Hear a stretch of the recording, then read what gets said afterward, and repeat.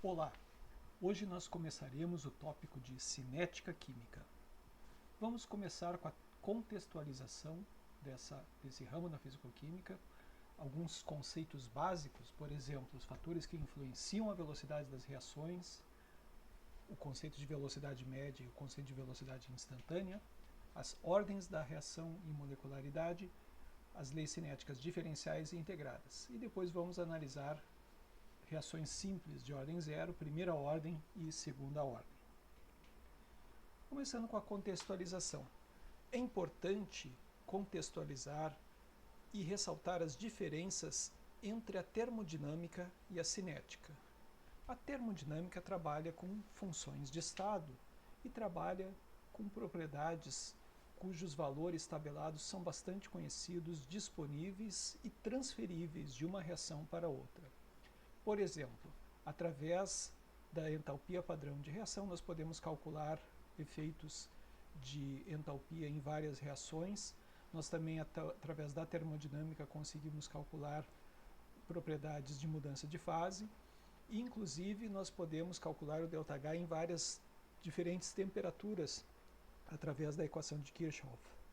A energia livre de Gibbs padrão, o ΔG padrão, que depende do ΔH padrão e do ΔS padrão, está relacionada à constante de equilíbrio, cujo efeito térmico também depende da termodinâmica. Ou seja, a termodinâmica tem um escopo extremamente grande dentro da fisicoquímica, desde efeitos térmicos de reação até as concentrações das espécies em equilíbrio. A termodinâmica busca responder quais as transformações fisicoquímicas que ocorrem, caracterizar o estado de equilíbrio e a variação das propriedades, desde mudanças de fase e reações químicas, e a espontaneidade de uma reação química. A cinética, porém, se preocupa não com as transformações que podem ou não ocorrer, mas sim aquelas que ocorrem, com que velocidade elas vão ocorrer. Considera então explicitamente a variável tempo, porém ela depende estritamente de dados experimentais, ou seja, é uma ciência predominantemente empírica. São necessários para a cinética o estudo dos fatores determinantes de reações químicas, como nós logo veremos a seguir. E a cinética também nos permite elucidar os mecanismos das reações químicas, uma vez que a etapa lenta normalmente é determinante da velocidade global da reação, e além disso o objetivo da cinética também é otimizar as reações químicas. Típicas propriedades da termodinâmica são ΔU, ΔH, ΔS, ΔG, constante de equilíbrio K, que são todas funções de estado, ao passo que na cinética, energia de ativação, velocidade de reação, constante cinética, que não são funções de estado. Aqui nós podemos ver que a cinética química abrange desde a realidade do laboratório, passando pela realidade do químico sintético, até a indústria. Várias aplicações da cinética química abrangem estudos de estabilidade, estrutura e natureza da ligação, reatividade e mecanismos de reação, desenvolvimento de teorias de combustão, explosões, cálculo de reatores, mas também processos metabólicos e bioquímicos e o estudo da estabilidade de medicamento e seus mecanismos de degradação. Vamos começar com alguns conceitos básicos da cinética química. Primeiro, analisando quais são os fatores que influenciam a velocidade de reações. Se a gente pega reações em fase gasosa, para que uma reação ocorra, são necessárias colisões entre as moléculas. E essas colisões devem ter energia suficiente e orientação adequada. Os principais fatores, portanto, são as concentrações ou pressões que estão relacionadas a essa frequência de colisões na fase gasosa ou aos encontros entre as moléculas na fase condensada e em solução, a temperatura, que vai regular também a quantidade de moléculas que está com energia suficiente para a reação, catalisadores que eventualmente vão fornecer mecanismos alternativos para que uma reação ocorra mais rápido, e também, no caso de reações heterogêneas, a área de contato. Fundamentalmente, o que nós vamos nos concentrar vai ser no efeito das concentrações ou pressões e no efeito da temperatura. Um conceito extremamente importante na cinética química é o conceito de velocidade de reação. E aqui nós temos que distinguir entre a velocidade média e a velocidade instantânea. Vamos imaginar um sistema que nós tenhamos a velocidade, a concentração da espécie do reagente, por exemplo, decaindo ao longo dessa curva. Num determinado instante de tempo t1, a concentração é A1. Num outro instante de tempo posterior, a concentração é A2. Dividindo a variação da concentração A2 menos A1 pelo intervalo de tempo T2 menos T1, nós temos a velocidade média ao longo desse intervalo, ou seja, ΔA sobre ΔT. Agora nós podemos imaginar o intervalo tomado cada vez menor, ou seja, pegando nesse mesmo ponto de partida, porém não analisando nesse intervalo de tempo, mas intervalos de tempo cada vez que se aproximam mais do tempo original. Nós temos então diferentes valores de velocidades instantâneas e no limite, para o ΔT tendendo a zero, nós vamos ter uma curva que representa exatamente a tangente nesse ponto. E essa curva nada mais é do que a derivada da concentração em relação ao tempo, e essa é a velocidade instantânea. A velocidade instantânea, portanto, é a velocidade da reação no no instante de tempo t, e ela é a derivada da curva da concentração em função do tempo. Nós podemos imaginar a relação entre velocidade média com velocidade instantânea mais ou menos como se nós estivéssemos dirigindo um carro, indo de uma cidade para outra. A cidade, uma das cidades está a 60 quilômetros da outra, e levamos 1 hora para ir de uma cidade para outra. Essa é a velocidade média. O velocímetro não vai estar todo o tempo indicando 60 km por hora. Eventualmente, em alguns instantes, vai estar muito mais elevado, em outros instantes, muito mais baixo.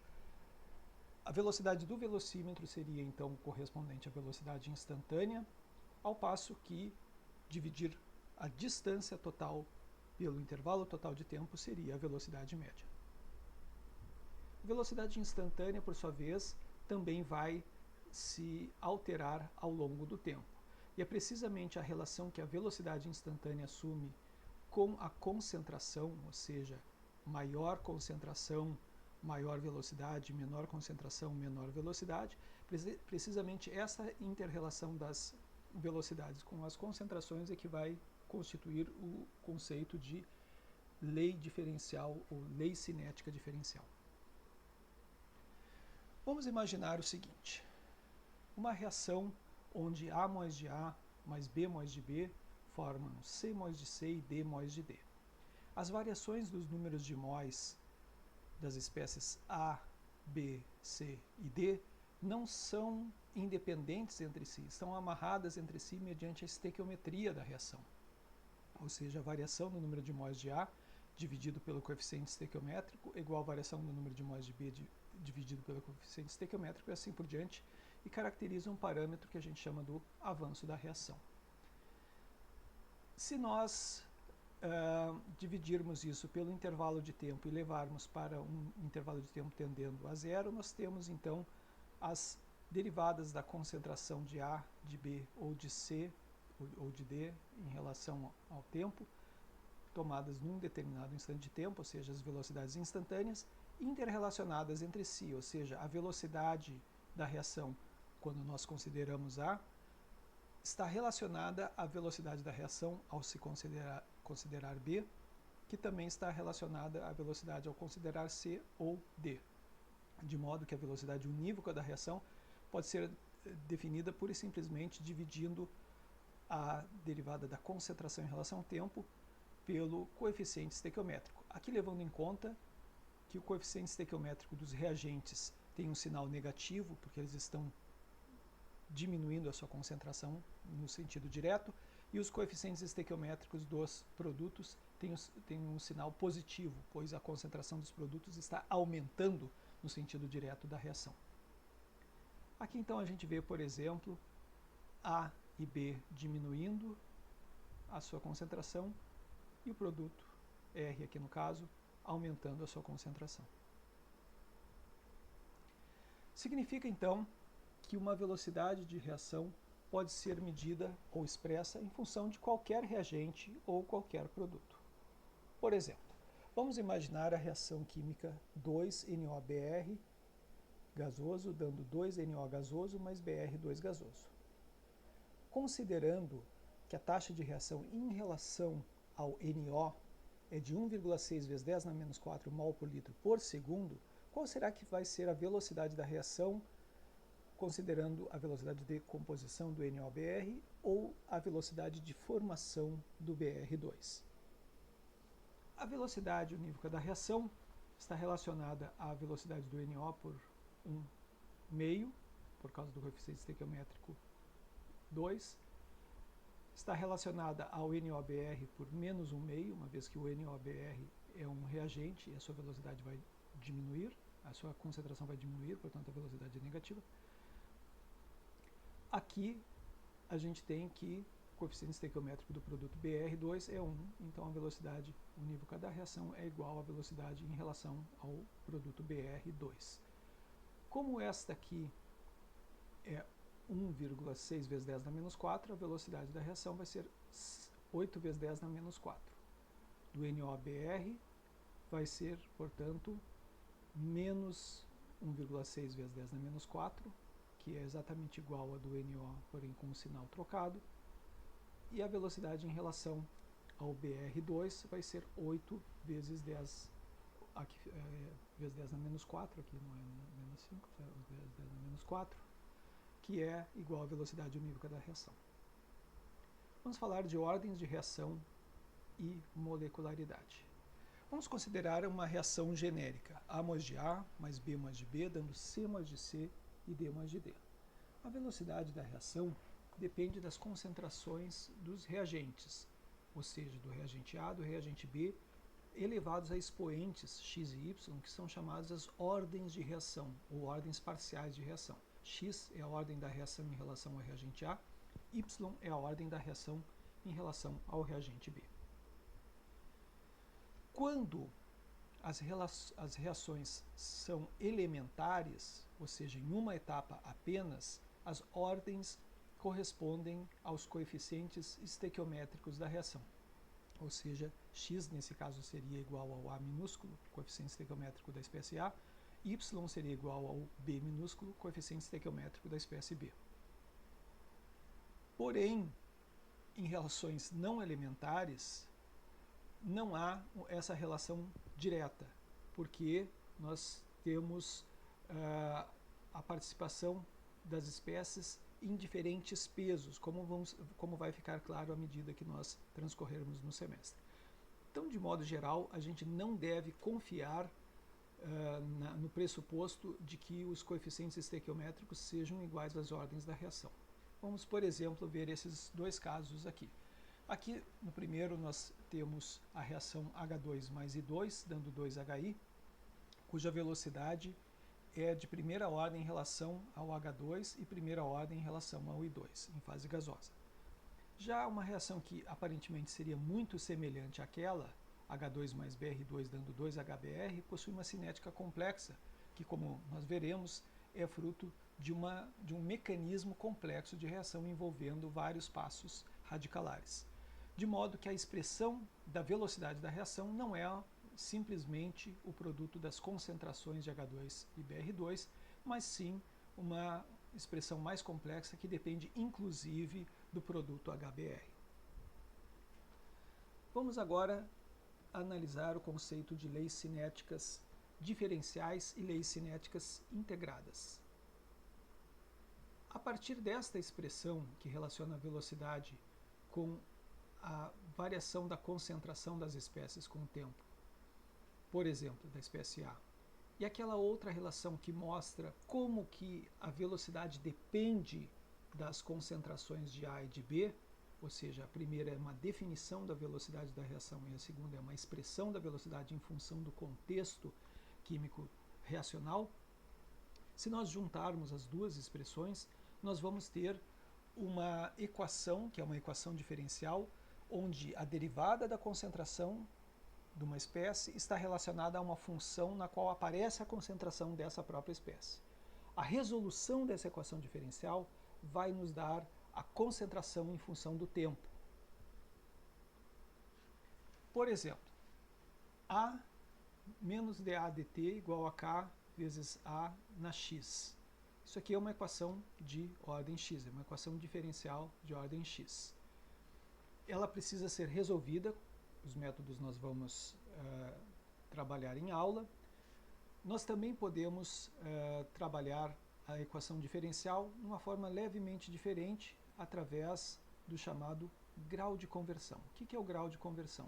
O grau de conversão é a diferença entre concentração do A inicial e no tempo t, dividido pela concentração inicial, ou seja, é quanto que se converteu da espécie reagente A ao longo do tempo, de modo que nós podemos rearranjar e dizer que a concentração de A é A0, 1 menos XA, de modo que a equação diferencial menos dA dt igual a K vezes A na x, substituindo aqui e aqui a concentração de A expressa em função do grau de conversão, nós podemos encontrar uma equação diferencial expressando também o grau de conversão. Essas duas equações diferenciais serão os pontos de partida para a análise que nós faremos agora detidamente.